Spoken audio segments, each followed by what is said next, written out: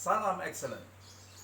Saudara-saudara dimanapun Anda berada, saya Widodo Arianto ingin sekali berbagi kepada Anda bagaimana cara melakukan presentasi dengan wow, dengan bagus, dan gemilang. Nah, hal pertama yang harus Anda siapkan dalam melakukan presentasi adalah persiapan. Sekali lagi, persiapan. Kenapa persiapan itu penting? Karena dalam persiapan Anda akan melakukan banyak sekali hal-hal yang membuat presentasi Anda semakin solid. Contohnya, misalnya Anda memperkenalkan sebuah mobil, misalnya, Anda harus paham bagaimana mobil itu dibandingkan dengan mobil kompetitor lain, bagaimana mobil itu memiliki keunggulan mesinnya, bagaimana penggunaan bahan bakarnya dan lain sebagainya. Dengan persiapan yang baik, maka benak Anda ketika melakukan presentasi akan dipenuhi dengan informasi-informasi yang bermanfaat ketika Anda mulai melakukan presentasi. Hal lain adalah, di samping informasi produk yang Anda pahami dengan sangat baik atau dinamakan product knowledge, adalah Anda mempersiapkan berbagai alat yang diperlukan. Biasanya kalau presentasi itu Anda ada semacam sales kit, misalnya gambar mobilnya, kemudian komparasi mobilnya, ada diagramnya, tabelnya. Kemudian kalau misalnya Anda menjual layanan hotel misalnya, ada foto hotelnya, kemudian ada rate-nya dibandingkan dengan kompetitor hotel lain misalnya. Atau kalau Anda menjual gagasan Anda, maka Anda bisa memaparkan kepada direksi Anda tentang chartnya, bagaimana keunggulan dari ide Anda dibandingkan dengan kondisi saat ini. Misalnya Anda memperkenalkan sebuah ide, gagasan produk baru, bagaimana produk yang lama dibandingkan produk Anda, dan seterusnya dan seterusnya. Nah, secara natural, kalau Anda siap, kalau Anda siap melakukan presentasi seperti itu, maka itu akan keluar dengan baik prosesnya, akan meluncur seperti sudah dipersiapkan dengan baik tahapan-tahapannya. Sehingga persiapan yang baik akan menambah keyakinan, kepercayaan diri Anda ketika Anda melakukan presentasi sesungguhnya. Presentasi yang sudah dijadwalkan. Ingat bahwa presentasi itu adalah momen final Anda, semacam audisi Anda, audisi kepada orang yang akan membeli produk Anda, audisi kepada orang yang akan membeli gagasan Anda, dan itu sangat penting. Anggaplah sebuah presentasi itu sebuah interview pekerjaan misalnya. Anda harus tampil bagus, Anda harus meyakinkan orang, dan seterusnya dan seterusnya. Jadi sekali lagi, persiapan akan sangat menentukan langkah-langkah Anda selanjutnya, akan menentukan bagaimana presentasi Anda akan mengalir. Itu yang pertama. Nah, yang kedua, di samping presentasi itu tidak lain dan tidak bukan adalah Anda harus melakukan latihan. Coba Anda paparkan presentasi Anda sebelum presentasi final itu dilakukan kepada sejawat Anda. Misalnya, sebagai contoh, banyak sekali produk-produk yang akan dipaparkan oleh salesman baru, itu mereka melakukan latihan kepada sales yang sudah profesional, yang sudah senior mereka misalnya.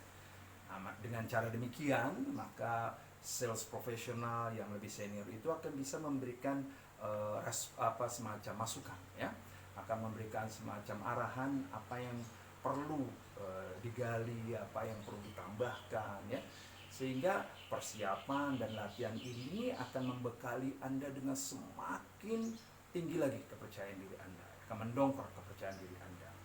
Nah, itu dari satu persiapan. Yang kedua, latihan. Yang tiga, tidak kalah pentingnya dalam melakukan sebuah presentasi adalah Anda bisa memperkirakan apa yang akan muncul dalam presentasi Anda berupa pertanyaan-pertanyaan. Nah, ini tentu saja membutuhkan pengetahuan Anda tentang siapa yang akan Anda hadapi. Audiensnya siapa?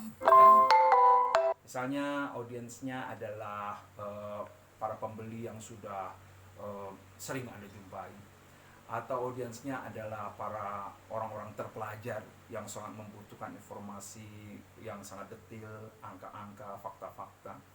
Atau audiensnya adalah ibu-ibu rumah tangga yang akan membeli mobil untuk keperluan rumah tangga, mengantar anak ke sekolah, pergi ke supermarket dan sebagainya. Itu harus Anda pertimbangkan hal-hal seperti itu. Jadi Anda harus mengenali audiens Anda. Jadi ingat, yang pertama persiapan, yang kedua adalah tadi latihan, yang ketiga Anda juga harus menguasai audiens Anda. Penting sekali menguasai audiens Anda, bagaimana mereka merespon terhadap presentasi Anda. Jadi pengetahuan terhadap audiens itu sangat penting, ya. Biasanya orang mencoba mengenali audiens itu dari demografi mereka, misalnya usia, ya.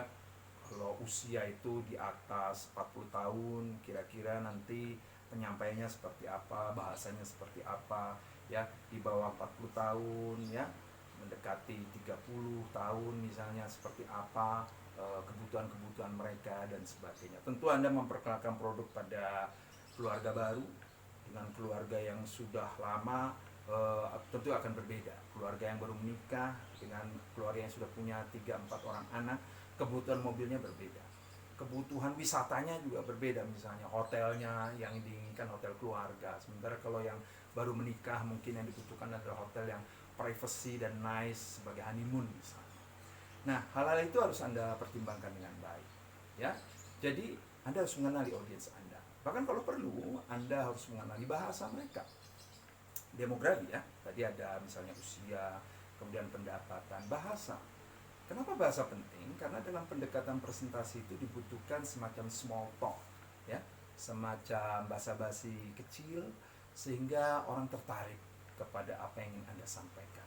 Bahasa misalnya, maksud saya kalau misalnya Anda berhadapan dengan orang-orang dari daerah tertentu, mungkin akan lebih bagus pada saat menyampaikannya dengan salam bahasa daerah tertentu itu, misalnya horas, misalnya kumaha damang misalnya, ya, dan seterusnya dan seterusnya. Itu sangat mendekatkan, ya, mendekatkan Anda dengan audiens Anda.